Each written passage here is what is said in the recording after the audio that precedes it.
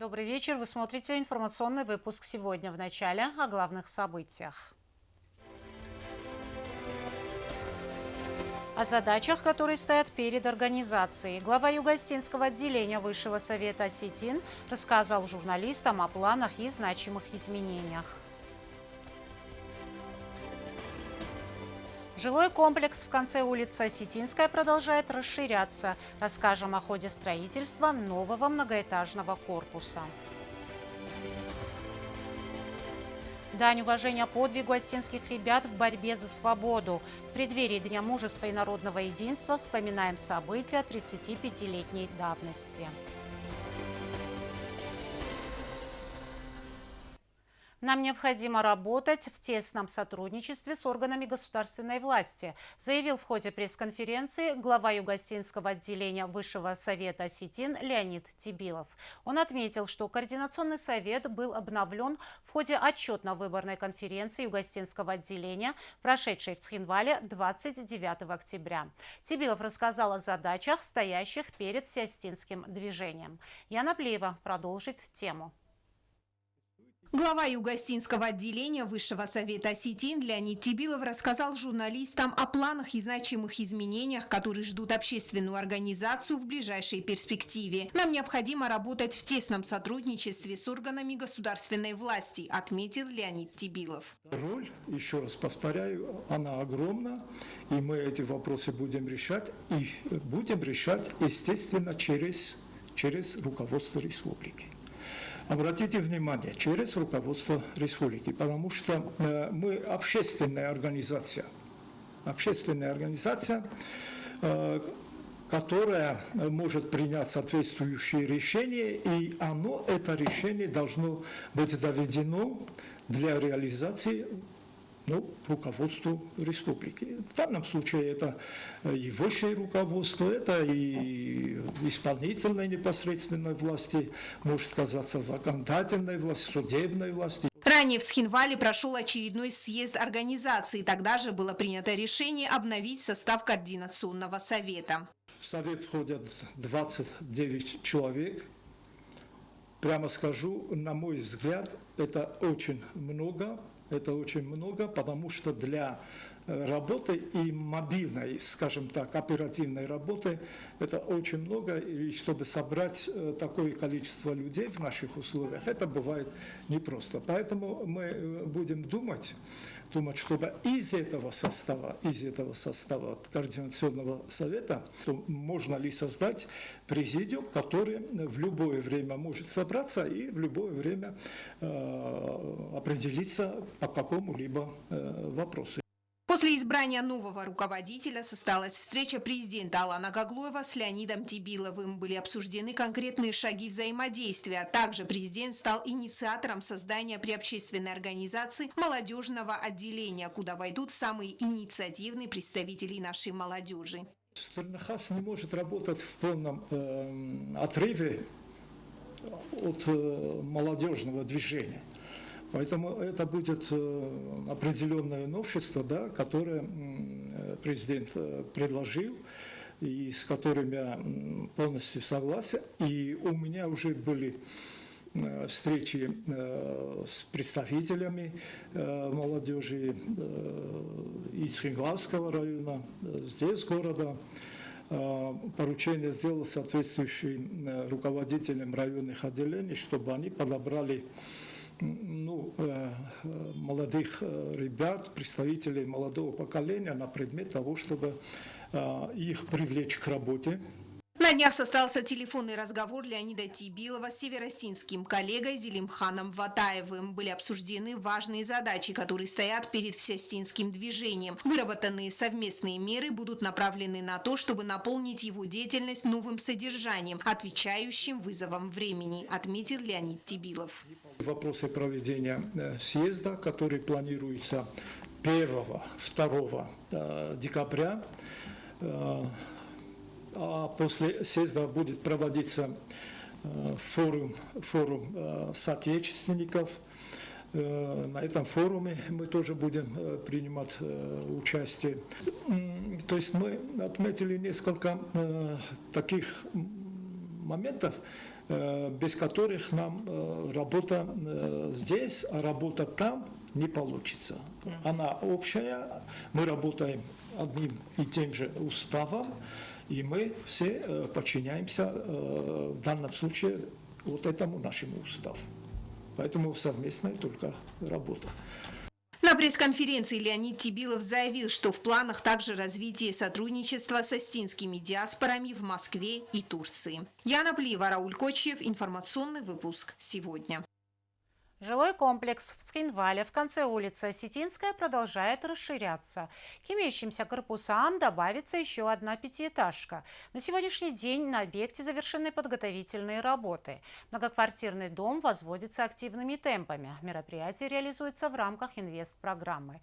Предусмотрено благоустройство внутреннего двора, детская площадка и зона отдыха. На улице Осетинская в районе бывшей текстильной фабрики продолжается строительство еще одного многоквартирного жилого дома. Новый корпус возводится рядом с ранее отстроенными многоэтажками. Здесь уже завершены подготовительные работы, произведены земляные работы, заливка фундамента и установлены опорные колонны. Сейчас специалисты строительной компании «Престиж» возводят второй этаж пятиэтажного дома. В новом доме будут расположены 1-, 2- и 3-комнатные квартиры. Предусмотрены и подвальные помещения. Иули Маджуджин 75 квартира, Эштер блок А, 60 квартира, блок Б, 15 квартира. Площадка Элис, и комнат, 2 комнат, мастер комнат. Двухкомнатный 65 квадратных, трехкомнатный 83. Сама гидар, куста практически не лежит. В Зарбанах ходи квадры, мы вошествуем, мы не этот первый этаж кушаем. Строительство идет в соответствии с графиками. Специалисты уверены, что завершат работу вовремя. Возведение объекта проходит в рамках инвестиционной программы. Всего в доме будет 75 квартир, и каждая спроектирована с особым вниманием к деталям. Просторные планировки, большие балконы. Будущим хозяевам будет уютно и комфортно, уверяют строители. Кроме того, подрядчики следят за качеством стройматериалов, выбирая лишь надежные и долговечные решения. Стройматериал, на кафтаме ласом бойдан бенотма, заготовка камень бойдан стройматериал заранее. Сашку сагиалам быстрее фунимассажи юнгесте. Сейчас уже на лимит фейстам. Прилегающая территория также будет благоустроена и разделена на несколько зон. Здесь разместятся зона отдыха и детская игровая площадка. Работы по строительству дома планируют завершить в конце 2025 года. Анжела Кокоева, Рауль Кочев, Зарина Таттаева. Информационный выпуск сегодня. Совет Федерации Российской Федерации на заседании в среду одобрил ратификацию договора с Южной Осетией о развитии военно-технического сотрудничества. Договор был подписан в Цхинвале 23 августа 2023 года. Как отмечается в сопроводительных документах, договор направлен на углубление сотрудничества в военно-технической сфере. В преддверии Дня мужества и народного единства мы будем рассказывать о мужестве и героизме ребят, участников событий 35-летней давности. Тогда еще совсем молодые ребята продемонстрировали немыслимое мужество и единение в борьбе за свободу, став примером подражания для будущих поколений всего осетинского народа. 23 ноября 1989 года вошло в историю Южной Осетии как день, символизирующий сплоченность и единство народа в борьбе с грузинской агрессией. Он отмечается ежегодно как День мужества и народного единства. В Южной Осетии 23 ноября отметят День мужества и народного единства. Эта дата символизирует сплоченность народа, его стойкость и несломленный дух. В этот день мы не только отдаем дань уважения подвигу осетинских ребят. Дата является своего рода напоминанием о важности единства в трудные времена. 23 ноября в 1989 году простые осетинские ребята преградили путь многотысячной грузинской толпе. В этот момент безоружные защитники Цхинвала думали лишь об одном – не пропустить врага в город.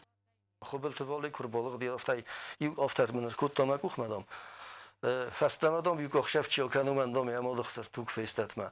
Om bir tıkhaynir boş destem şey festlemek okşefke. С событий тех лет прошло 35 лет, но несмотря на годы, цхинвальцы хорошо помнят тот ноябрьский день. Это стало отправной точкой борьбы за свободу и независимость осетинского народа.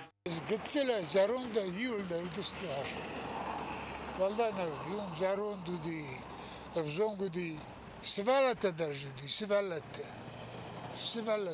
Ежегодно 23 ноября в Южной Осетии проходят и праздничные мероприятия. В эти дни особое внимание уделяют теме патриотизма среди подрастающего поколения. В целях сохранения исторической памяти в образовательных учреждениях проходят уроки мужества. Детям и молодежи рассказывают о подвиге осетинских ребят.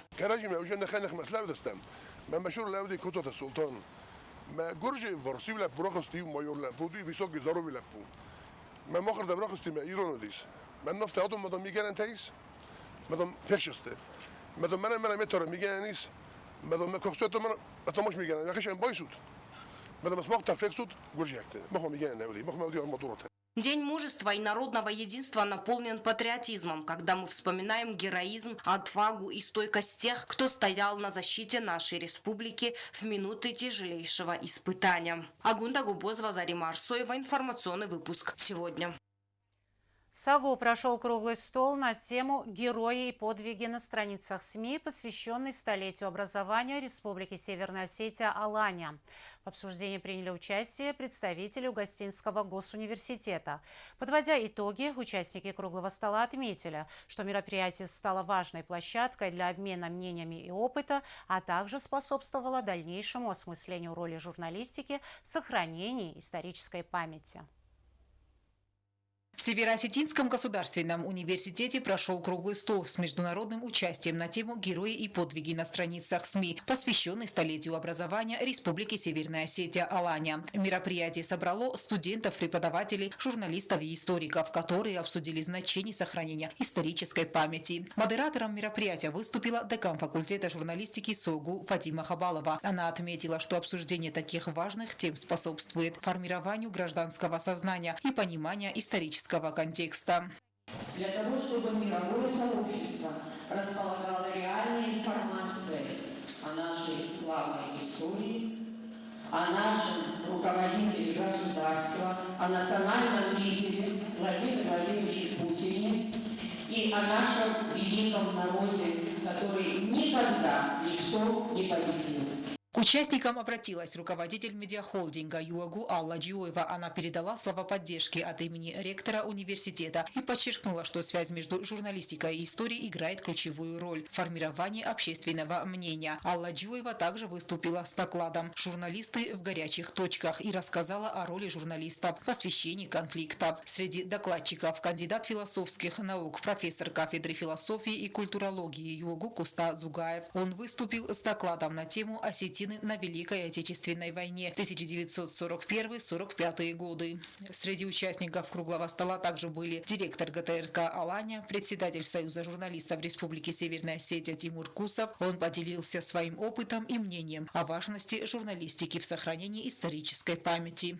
Сколько было таких случаев, когда Александр Валерьевич, для вас, Александр Валерьевич, для Саша, снимая просто неимоверные кадры, эксклюзивные, ну, самые лучшие, в самом пекле, на грани, вот просто, вот, не знаю, Господь бережет просто человека, но снимая такие кадры, и сколько было попыток, Саша, ты же никогда об этом не рассказываешь, там, выкупить, значит, предлагали деньги и в чеченскую компанию, и иностранные журналисты разные, вот, но эта фраза Александра Сладкова «Я на крови бабок не делаю», и кассету, которую просто коллегам отдал и сказал: ребят, знаете, вот надо вам использовать.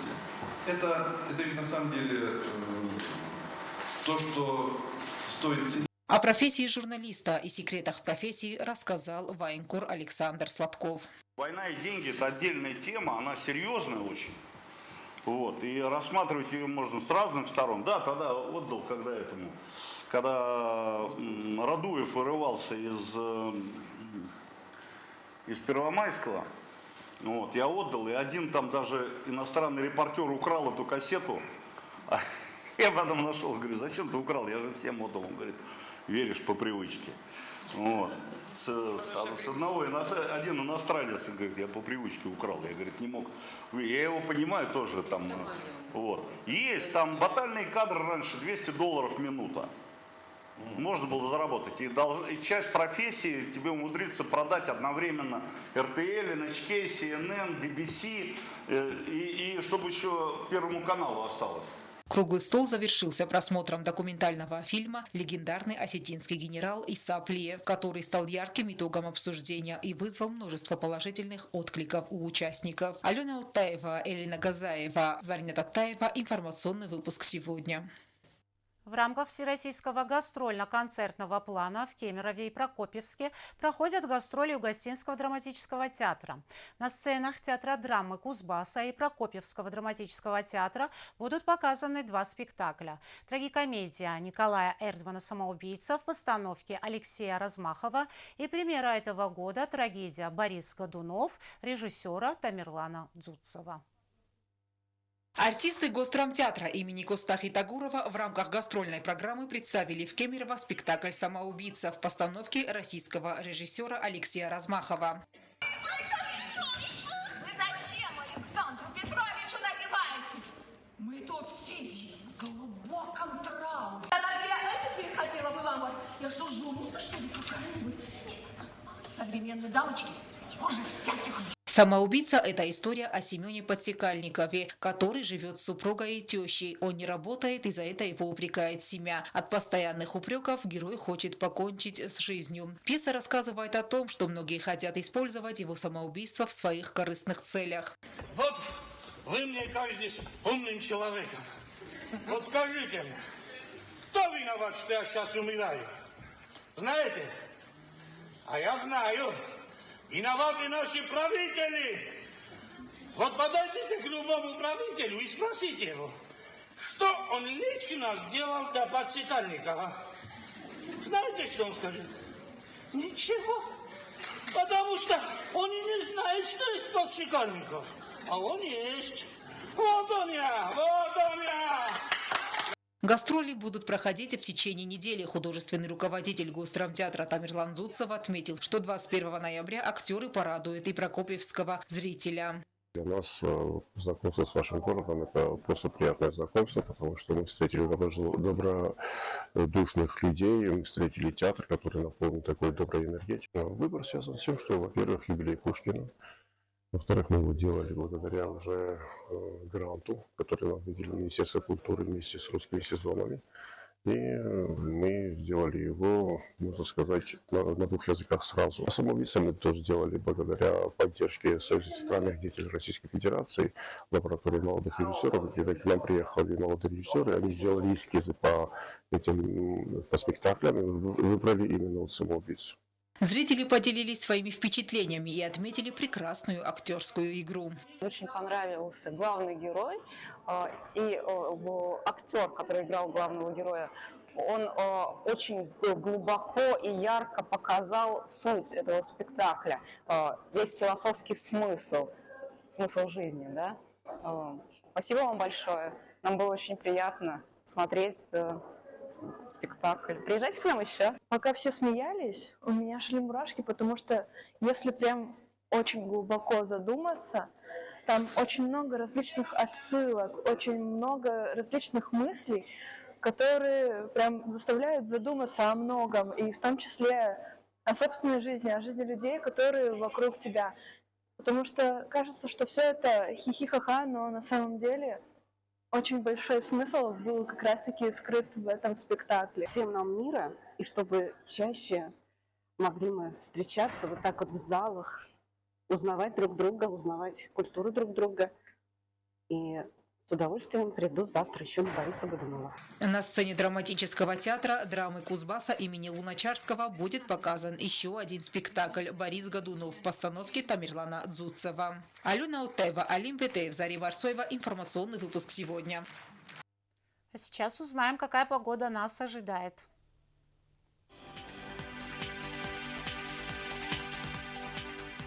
В республике ясно. В Знаурском районе днем плюс 14, ночью 3 градуса тепла. В Цауском районе днем 10 градусов тепла, ночью плюс 2. В городе Квайса днем плюс 9, ночью плюс 1. В Лениногорском районе днем 12 градусов тепла, ночью плюс 4. Столица республики Цхинваля днем плюс 14, ночью 3 градуса тепла. На этом наша программа подошла к концу. Я, Ирина Чугоева, желаю вам всего доброго и до свидания.